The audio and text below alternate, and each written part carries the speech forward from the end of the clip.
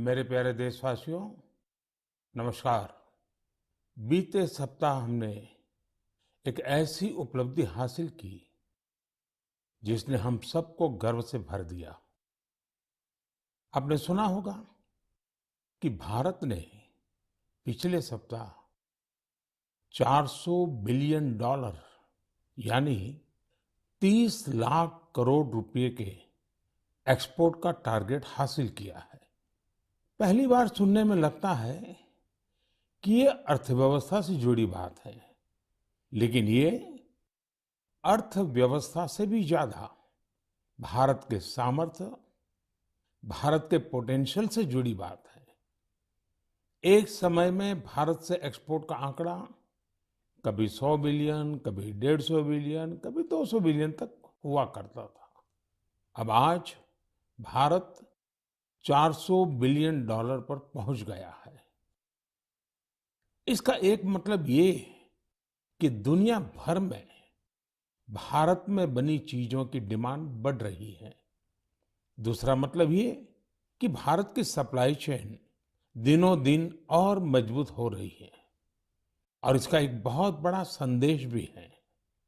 देश विराट कदम तब उठाता है जब सपनों से बड़े संकल्प होते हैं, जब संकल्पों के लिए दिन रात ईमानदारी से प्रयास होता है, तो वो संकल्प सिद्ध भी होते हैं। और आप देखिए, किसी व्यक्ति के जीवन में भी तो ऐसा ही होता है। जब किसी के संकल्प, उसके प्रयास, उसके सपनों से भी बड़े हो जाते हैं, तो सफलता उसके पास खुद चल करके आती है। साथियों, देश के कोने कोने से नए नए प्रोडक्ट जब विदेश जा रहे हैं, असम के हैलाकांडी के लेदर प्रोडक्ट हो या उस्मानाबाद के हैंडलूम प्रोडक्ट, बीजापुर की फल सब्जियां हो और चंदौली का ब्लैक राइस, सबका एक्सपोर्ट बढ़ रहा है। अब आपको लद्दाख की विश्व प्रसिद्ध एप्रिकॉट दुबई में भी मिलेगी और सऊदी अरब में तमिलनाडु से भेजे गए केले मिलेंगे। और सबसे बड़ी बात ये कि नए नए प्रोडक्ट्स नए नए देशों को भेजे जा रहे हैं। जैसे हिमाचल, उत्तराखंड में पैदा हुए मिलेट्स, मोटे अनाज की पहली खेप डेनमार्क को निर्यात की गई। आंध्र प्रदेश के कृष्णा और चित्तूर जिले के बंगनपल्ली और सुवर्णरेखा आम दक्षिण कोरिया को निर्यात किए गए। त्रिपुरा से ताजा कटहल हवाई रास्ते से लंदन निर्यात किए गए। और तो और, पहली बार नागालैंड की राजा मिर्च को लंदन भेजा गया। इसी तरह भालिया गेहूं की पहली खेप गुजरात से केन्या और श्रीलंका निर्यात की गई। यानी अब आप दूसरे देशों में जाएंगे तो मेड इन इंडिया प्रोडक्ट्स पहले की तुलना में कहीं ज्यादा नजर आएंगे। साथियों, यह लिस्ट बहुत लंबी है और जितनी लंबी ये लिस्ट है, उतनी ही बड़ी मेक इन इंडिया की ताकत है, उतना ही विराट भारत का सामर्थ्य है। और सामर्थ्य का आधार है हमारे किसान, हमारे कारीगर, हमारे बुनकर, हमारे इंजीनियर, हमारे लघु उद्यमी, हमारा एमएसएमई सेक्टर, ढेर सारे अलग अलग प्रोफेशन के लोग, ये सब इसकी सच्ची ताकत है। इनकी मेहनत से ही 400 बिलियन डॉलर के एक्सपोर्ट का लक्ष्य प्राप्त हो सका है। और मुझे खुशी है कि भारत के लोगों का इस सामर्थ्य अब दुनिया के कोने कोने में नए बाजारों में पहुंच रहा है। जब एक एक भारतवासी लोकल के लिए वोकल होता है, तब लोकल को ग्लोबल होते देर नहीं लगती है। आइए, लोकल को ग्लोबल बनाएं और हमारे उत्पादों की प्रतिष्ठा को और बढ़ाएं।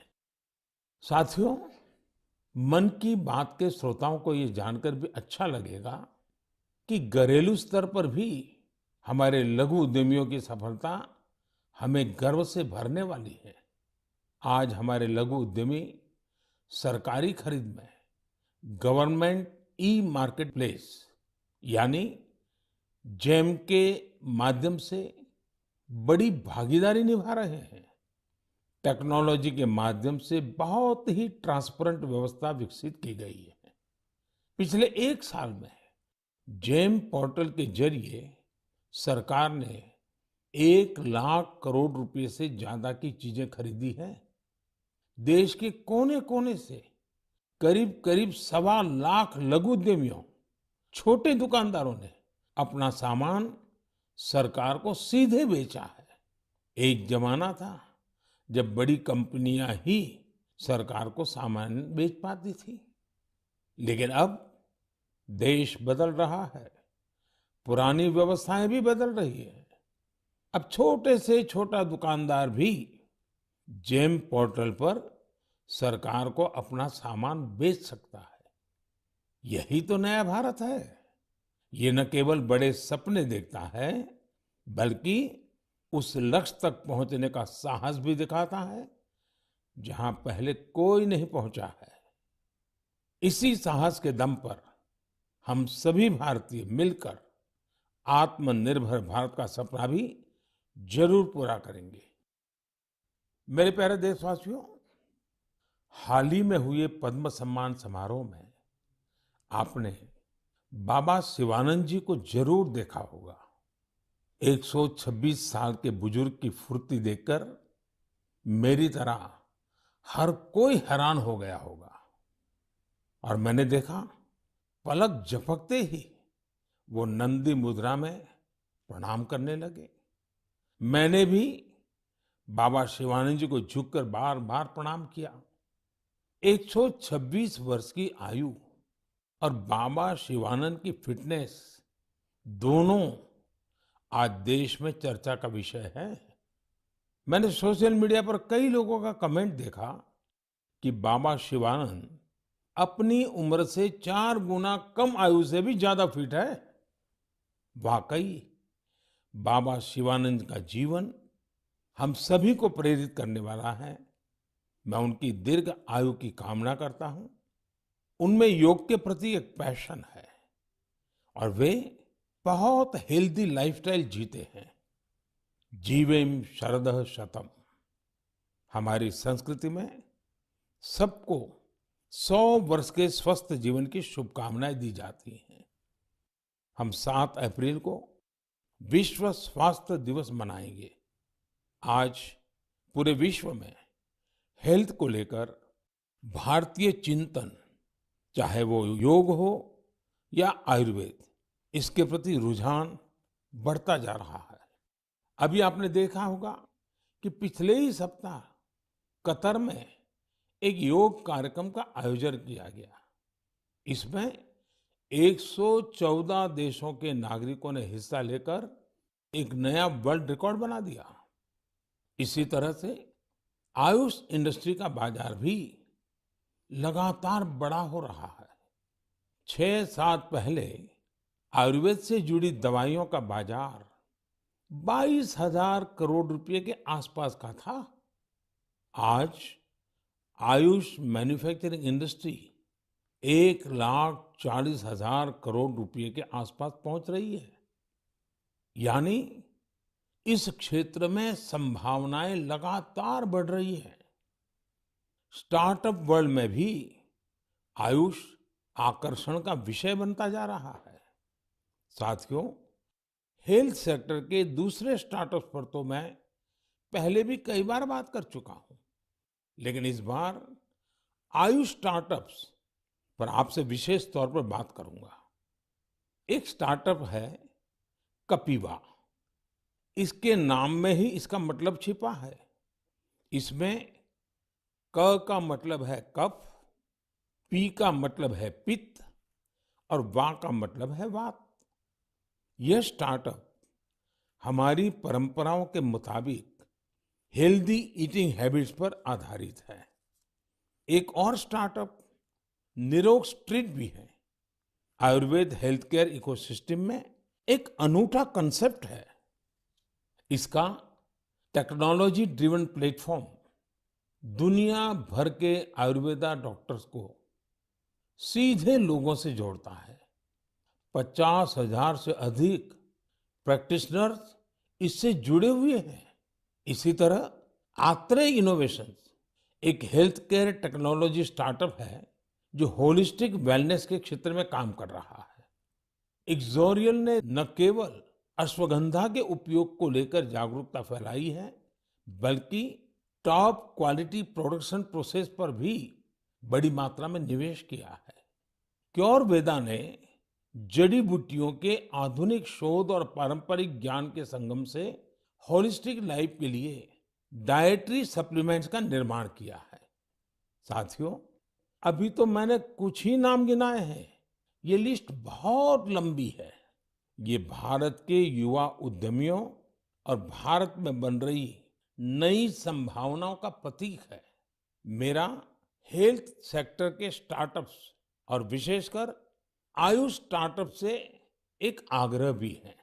आप ऑनलाइन जो भी पोर्टल बनाते हैं, जो भी कंटेंट क्रिएट करते हैं, वो संयुक्त राष्ट्र द्वारा मान्यता प्राप्त सभी भाषाओं में भी बनाने का प्रयास करें। दुनिया में बहुत सारे ऐसे देश हैं जहां अंग्रेजी न इतनी बोली जाती है और ना ही इतनी समझी जाती है। ऐसे देशों को भी ध्यान में रखकर अपनी जानकारी का प्रचार प्रसार करें।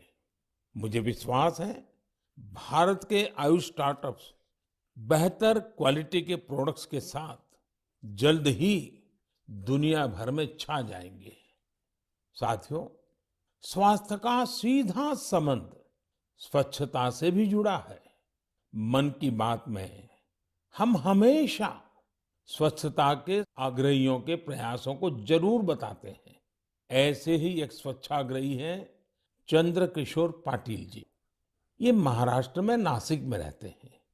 चंद्र किशोर जी का स्वच्छता को लेकर संकल्प बहुत गहरा है। वो गोदावरी नदी के पास खड़े रहते हैं और लोगों को लगातार नदी में कूड़ा कचरा न फेंकने के लिए प्रेरित करते हैं। उन्हें कोई ऐसा करता दिखता है तो तुरंत उसे मना करते हैं। इस काम में चंद्रकिशोर जी अपना काफी समय खर्च करते हैं। शाम तक उनके पास ऐसी चीजों का ढेर लग जाता है जो लोग नदी में फेंकने के लिए लाए होते हैं। चंद्र किशोर जी का ये प्रयास जागरूकता भी बढ़ाता है और प्रेरणा भी देता है। इसी तरह एक और स्वच्छाग्रही हैं ओडिशा में पुरी के राहुल महाराणा। राहुल हर रविवार को सुबह सुबह पुरी में तीर्थ स्थलों के पास जाते हैं और वहां प्लास्टिक कचरा साफ करते हैं। वो अब तक सैकड़ों किलो प्लास्टिक कचरा और गंदगी साफ कर चुके हैं। पुरी के राहुल हो या नासिक के चंद्रकिशोर, ये हम सबको बहुत कुछ सिखाते हैं। नागरिक के तौर पर हम अपने कर्तव्यों को निभाएं, चाहे स्वच्छता हो, पोषण हो या फिर टीकाकरण। इन सारे प्रयासों से भी स्वस्थ रहने में मदद मिलती है। मेरे प्यारे देशवासियों, आइए बात करते हैं केरला के मुपट्टम श्री नारायणन जी की। उन्होंने एक प्रोजेक्ट की शुरुआत की है जिसका नाम है pots for water of life. आप जब इस प्रोजेक्ट के बारे में जानोगे तो सोचेंगे कि क्या कमाल का काम है। साथियों, मुपट्टम श्रीनारायण जी गर्मी के दौरान पशु पक्षियों को पानी की दिक्कत ना हो, इसके लिए मिट्टी के बर्तन बांटने का अभियान चला रहे हैं। गर्मियों में वो पशु पक्षियों की इस परेशानी को देखकर खुद भी परेशान हो उठते थे। फिर उन्होंने सोचा कि क्यों न वह खुद ही मिट्टी के बर्तन बांटने शुरू कर दे, ताकि दूसरों के पास उन बर्तनों में सिर्फ पानी भरने का ही काम रहे। आप हैरान रह जाएंगे कि नारायण जी द्वारा बांटे गए बर्तनों का आंकड़ा 1 लाख को पार करने जा रहा है। अपने अभियान में 1 लाखवां बर्तन वो गांधी जी द्वारा स्थापित साबरमती आश्रम में दान करेंगे। आज जब गर्मी के मौसम ने दस्तक दे दी है, तो नारायण जी का यह काम हम सबको जरूर प्रेरित करेगा और हम भी इस गर्मी में हमारे पशु पक्षी मित्रों के लिए पानी की व्यवस्था करेंगे। साथियों, मैं मन की बात के श्रोताओं से भी आग्रह करूंगा कि हम अपने संकल्पों को फिर से दोहराएं। पानी की एक एक बूंद बचाने के लिए हम जो भी कुछ कर सकते हैं वो हमें जरूर करना चाहिए। इसके अलावा पानी की रिसाइकलिंग पर भी हमें उतना ही जोर देते रहना है। घर में इस्तेमाल किया हो जो पानी गमलों में काम आ सकता है, गार्डनिंग में काम आ सकता है, वो जरूर दोबारा इस्तेमाल किया जाना चाहिए। थोड़े से प्रयास से आप अपने घर में ऐसी व्यवस्थाएं बना सकते हैं। रहीमदास जी सदियों पहले कुछ मकसद से ही कहकर गए हैं कि रहमन पानी राखिए, बिन पानी सब सुन। और पानी बचाने के इस काम में मुझे बच्चों से बहुत उम्मीद है। स्वच्छता को जैसे हमारे बच्चों ने आंदोलन बनाया, वैसे ही वो वाटर वॉरियर बनकर पानी बचाने में मदद कर सकते हैं। साथियों, हमारे देश में जल संरक्षण, जल स्रोतों की सुरक्षा सदियों से समाज के स्वभाव का हिस्सा रहा है। मुझे खुशी है कि देश में बहुत से लोगों ने वाटर कंजर्वेशन को लाइफ मिशन ही बना दिया है। जैसे चेन्नई के एक साथी हैं अरुण कृष्णमूर्ति जी। अरुण जी अपने इलाके में तालाबों और झीलों को साफ करने का अभियान चला रहे हैं। उन्होंने 150 से ज्यादा तालाबों, झीलों की साफ सफाई की जिम्मेदारी उठाई और उसे सफलता के साथ पूरा किया।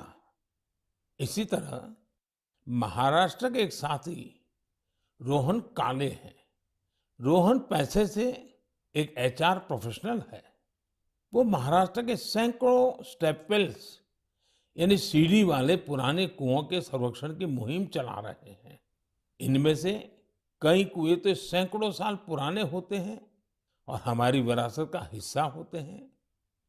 सिकंदराबाद में बंसीलाल पेट कुआं एक ऐसा ही स्टेप वेल है। बरसों की उपेक्षा के कारण ये स्टेप वेल मिट्टी और कचरे से ढंक गया था, लेकिन अब वहां इस स्टेप वेल को पुनर्जीवित करने का अभियान जन भागीदारी से शुरू हुआ है। साथियों, मैं तो उस राज्य से आता हूं जहां पानी की हमेशा बहुत कमी रही है। गुजरात में इन स्टेप वेल्स को वाव कहते हैं।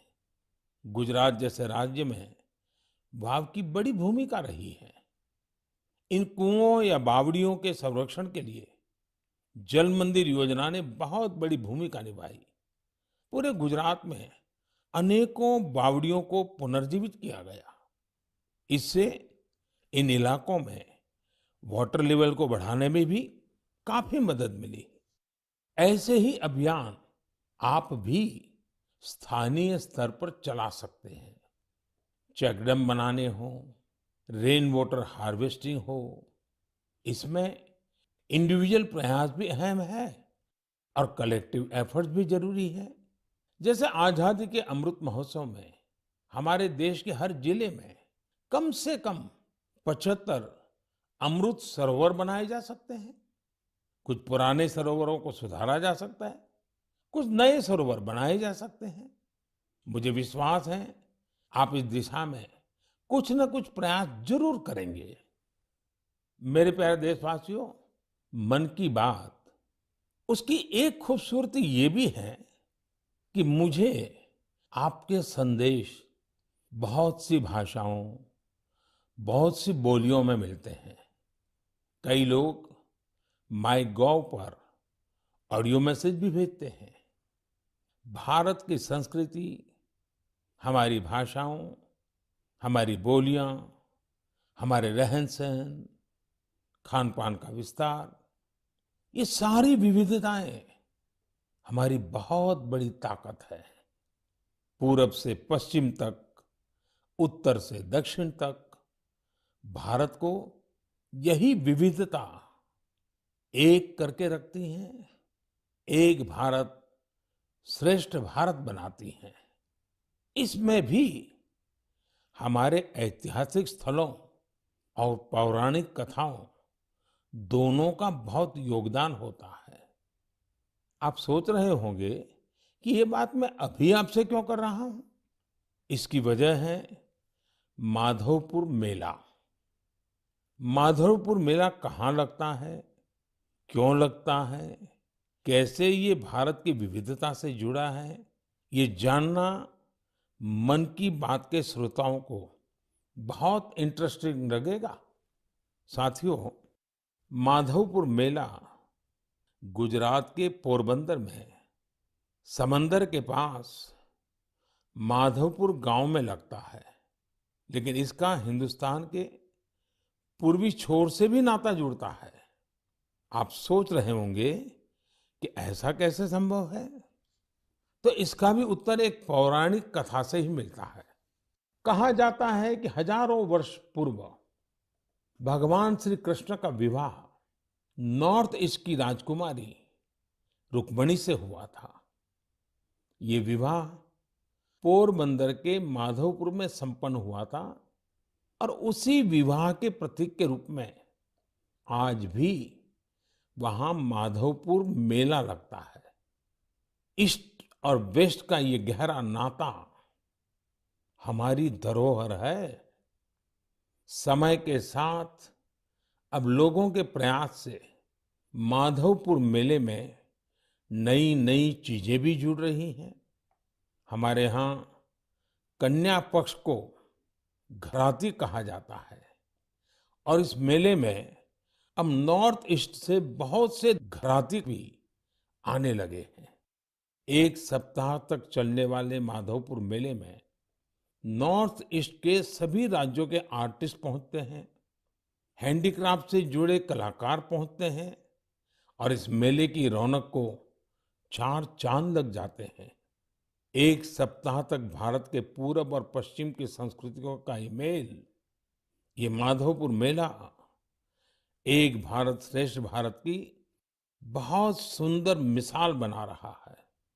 मेरा आपसे आग्रह है, आप भी इस मेले के बारे में पढ़ें और जानें। मेरे प्यारे देशवासियों, देश में आजादी का अमृत महोत्सव अब जन भागीदारी की नई मिसाल बन रहा है। कुछ दिन पहले 23 मार्च को शहीद दिवस पर देश के अलग अलग कोने में अनेक समारोह हुए। देश ने अपनी आजादी के नायक नायिकाओं को याद किया, श्रद्धापूर्वक याद किया। इसी दिन मुझे कोलकाता के विक्टोरिया मेमोरियल में विप्लवी भारत गैलरी के लोकार्पण का भी अवसर मिला।